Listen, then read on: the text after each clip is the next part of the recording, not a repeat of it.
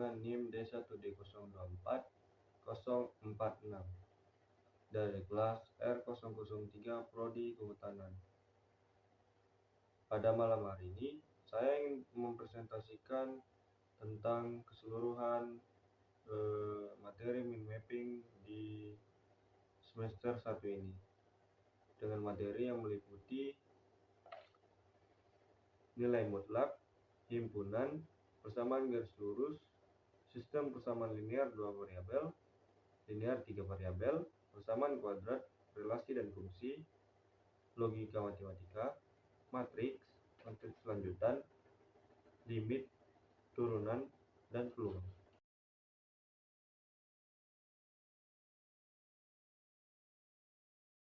Baik, di sini saya langsung saja menjelaskan materi yang pertama, yaitu nilai mutlak. Pertama-tama, contoh mind mappingnya adalah seperti ini.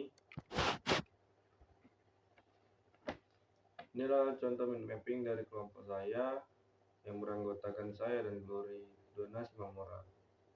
Apa itu nilai mutlak? Secara sederhana, konsep ini mutlak selalu mendefinisikan angka atau jarak suatu bilangan dari 0 dengan bilangan positif tanpa memperhatikan arahnya. Sehingga konsep nilai mutlak juga sering disebut sebagai konsep jarak absolut atau jarak sebenarnya dari suatu bilangan dilihat dari jaraknya dari titik 0 di garis bilangan. Konsep nilai mutlak merupakan nilai suatu bilangan real tanpa adanya tanda tambah, atau kurang.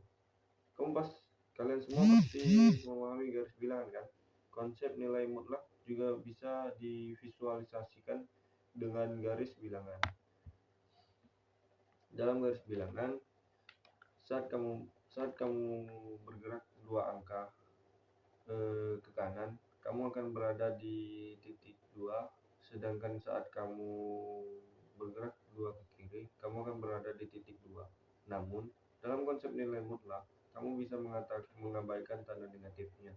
Artinya, saat kamu bergerak 2 angka ke kanan atau ke kiri, nilai mutlaknya ada 2. Secara umum dapat ditulis menjadi 2 sama dengan min 2 sama dengan 2.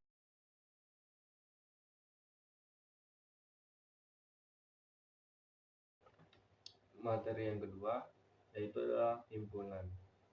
Secara umum, himpunan disimbolkan dengan huruf kapital, dan jika anggota himpunan tersebut berupa huruf, anggotanya dituliskan dengan huruf kecil.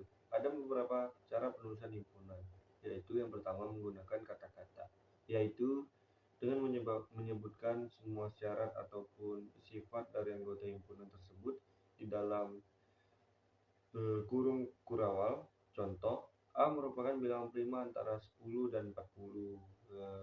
Ditulis menjadi A sama dengan himpunan bilangan asli antara 10 dan 40. Yang kedua, menggunakan notasi pembentuk, yaitu dengan menyebutkan semua sifat dari anggota himpunan tersebut serta anggotanya dinyatakan dalam suatu variabel dan dituliskan di dalam kurung kurawal. Yang ketiga, mendaftarkan anggota-anggotanya, yaitu dengan menuliskan semua anggota dari himpunan tersebut di dalam kurung kurawal dan tiap anggotanya dibatasi dengan tanda koma. Jika anggotanya terlalu banyak disebutkan, kalian dapat menulis dengan contoh, A merupakan bilangan prima antara 10 dan 40, ditulis menjadi A sama dengan himpunan 11, 13, 17, 19, 23, 29, 31, 33, dan 37.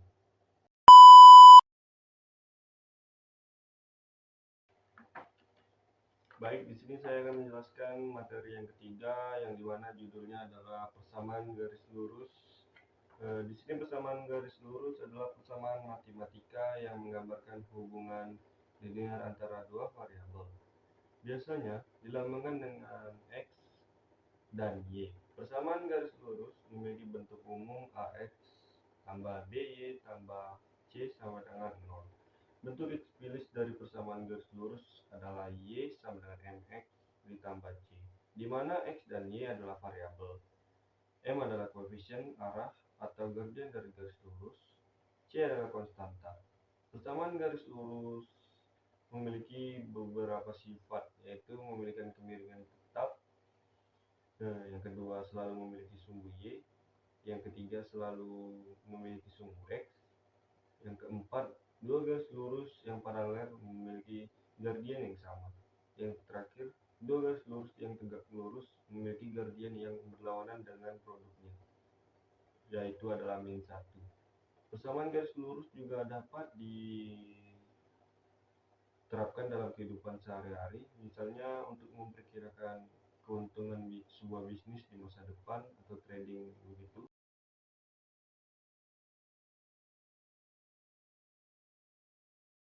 Baik, di materi selanjutnya, materi yang keempat, yaitu ada sistem persamaan linear dua variabel. Berikut contoh mind mappingnya. Sistem persamaan linear dua variabel atau SPLDV ini adalah dua persamaan linear yang memiliki dua variabel dan satu penyelesaian yang memenuhi kedua persamaan tersebut. SPLDV memiliki ciri-ciri sebagai berikut. Terdiri dari dua persamaan linear, keduanya memiliki dua variabel, biasanya X dan Y. Variabel-variabelnya berpangkat 1. Jika digambarkan dalam bentuk grafik, akan terbentuk garis lurus.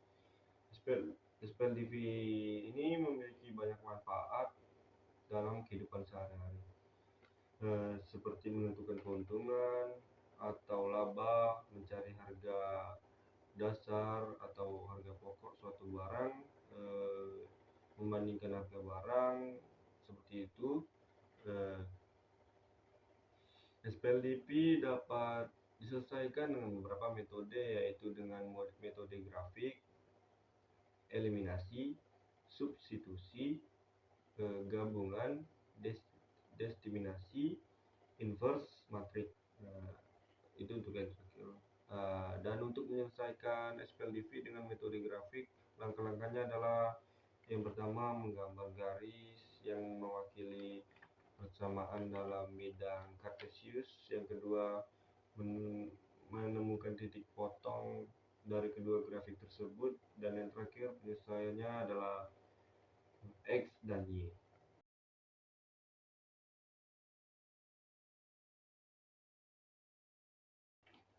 Baik, di sini saya akan menjelaskan materi yang berikutnya, yaitu adalah sistem persamaan linear tiga variabel atau SPLDV.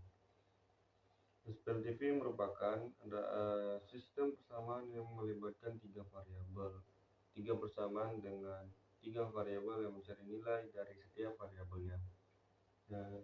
Metode penyelesaiannya yaitu dengan metode substitusi, yaitu dengan mengisolasi salah satu variabel dan menggantinya ke dalam persamaan lain.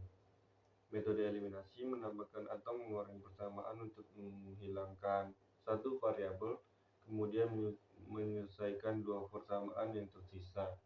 Dan yang ketiga, metode matriks, menggunakan matriks untuk menyusun dan menyelesaikan sistem. Berikut adalah rumus-rumusnya.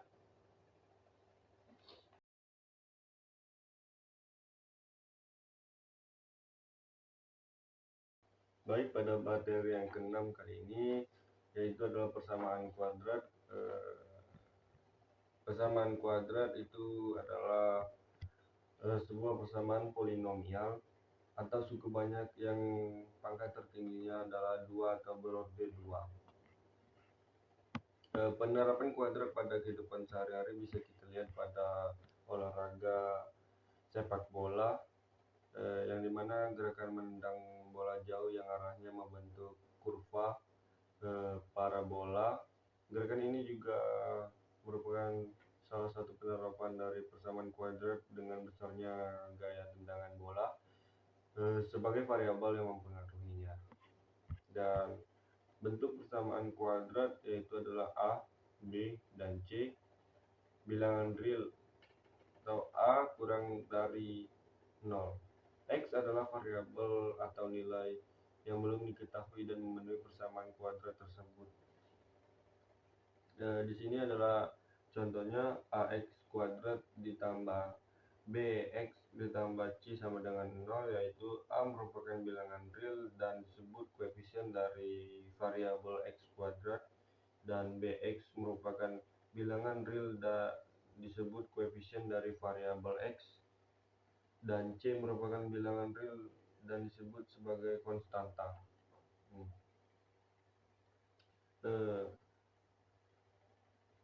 Persamaan kuadrat itu dibagi menjadi faktorisasi, melengkapi kuadrat sempurna, akar persamaan kuadrat, aplikasi, dan yang terakhir rumus kuadratik.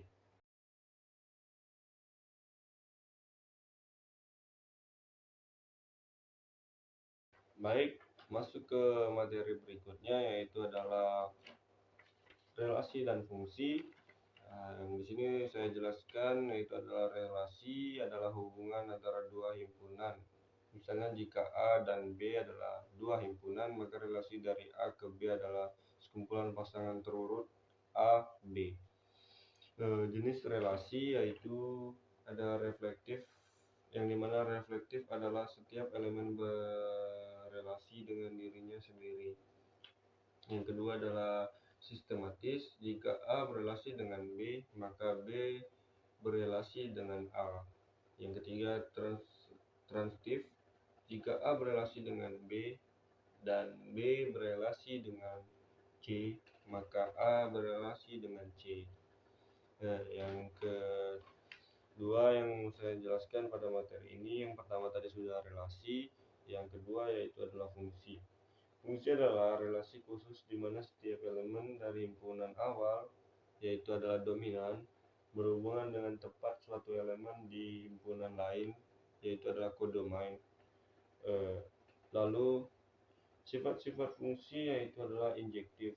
Setiap elemen di kodomain memiliki paling banyak satu elemen di domain yang berelasi dengannya. Yang kedua subjektif. Setiap elemen di kodomain memiliki setidaknya satu elemen di domain yang berelasi dengannya. Yang ketiga ada bijektif. Fungsi yang injektif dan subjektif berarti setiap elemen di domain berelasi dengan tepat satu elemen di kodomain dan sebaliknya.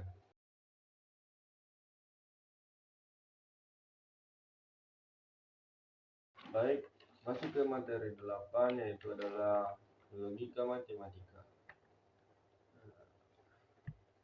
Logika matematika adalah cabang matematika yang mempelajari prinsip-prinsip logika dan penggunaannya dalam berbagai bidang matematika. Di materi logika matematika yang pertama yaitu adalah proporsi. Proporsi adalah kalimat deklaratif yang bernilai benar atau salah, tetapi tidak keduanya. Contohnya proporsi 2 tambah 2 sama dengan 4 benar, dan 3 kurang dari 5 adalah salah. Proporsi negatif, jika P adalah proporsi, maka negasi dari P adalah tidak P, yang dilambangkan dengan P. Dan operasi logika. Operasi logika digunakan untuk menggabungkan proporsi dalam logika matematika. Beberapa operasi ini meliputi konjungsi. PQ berarti P dan Q hasilnya benar hanya jika kedua proporsi benar. Di sini terbagi menjadi kalimat terbuka dan kalimat menjemuk. Kalimat terbuka di sini yaitu kalimat yang nilainya benar, belum pasti, biasanya mengandung variabel. Contohnya A adalah bilangan prima dan B adalah ibu kota Indonesia. X tambah 3 kurang dari 5. Ini seperti saya jelaskan tadi. Dan kalimat majemuknya contohnya berikut: memiliki dari satu pernyataan dalam satu kalimat sehingga dibutuhkan kata penghubung. Contohnya dan atau tapi, atau jika, maka, jika dan hanya jika.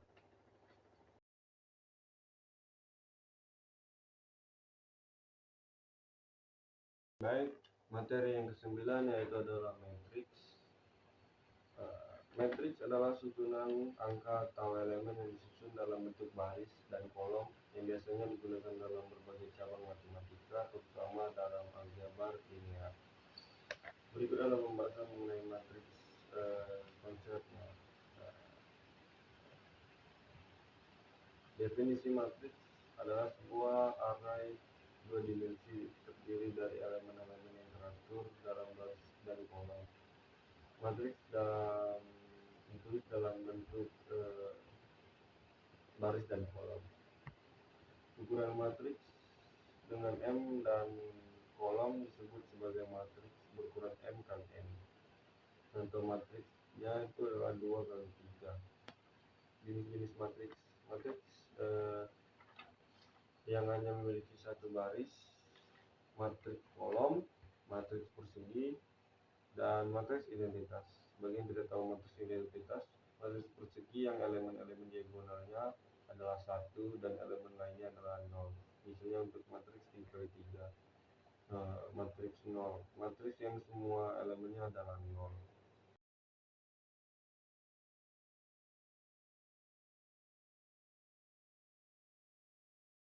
Baik, di materi selanjutnya yaitu limit.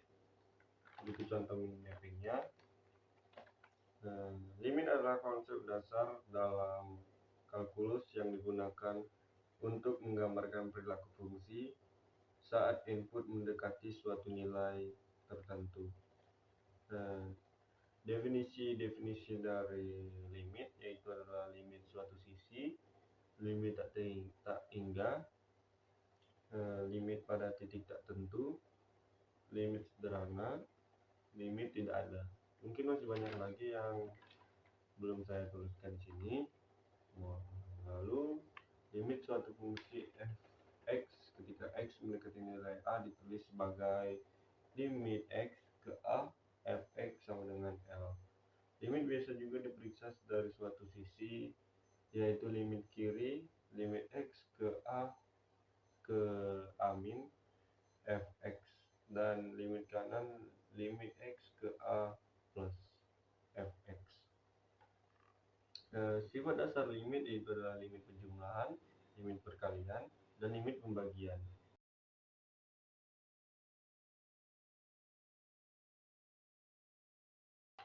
Baik, materi yang selanjutnya itu adalah turunan, yang dimana cara mengukur sensitivitas perubahan nilai fungsi terhadap perubahan pada nilai variabelnya. Pengukuran terhadap bagaimana fungsi dapat berubah seiring dengan perubahan nilai input.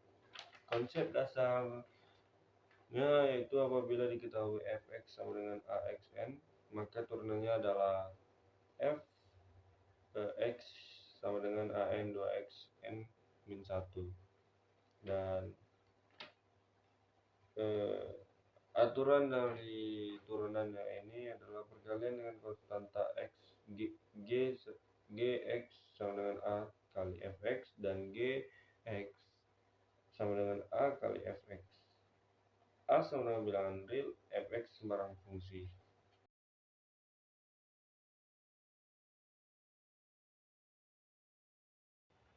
Dan sampailah kita pada materi terakhir, yaitu adalah peluang. Berikut, peluang adalah kemungkinan terjadinya suatu kejadian. Misalnya kelas 10 IPA 2 memiliki 30 siswa. Dari jumlah tersebut akan dipilih 10 orang sebagai panitia pentas seni, dan ternyata kamu terpilih di antara 10 orang itu. Nah, kejadian terpilihnya kamu disebut sebagai peluang. Percobaan sebenarnya hampir mirip-mirip peluang dan percobaan, tetapi bila tidak ada percobaan maka tidak ada peluang. Apa itu peluang? Apa itu percobaan peluang? Artinya kegiatan atau tindakan yang bertujuannya untuk memperoleh peluang tertentu atau hasil tertentu. Misalnya pelemparan uang koin, pelemparan dadu, pengambilan kartu, pengambilan bola secara acak, sampai mencari pasangan tempat duduk. Titik sampel peluang. Setiap anggota dari ruang sampel itu dinamakan titik sampel atau gampangnya anggota dari himpunannya. Contoh, kita akan menentukan titik sampel dari percobaan pelemparan 2 uang koin sekaligus. Rumus peluangnya itu adalah ini, bisa kita lihat sesama,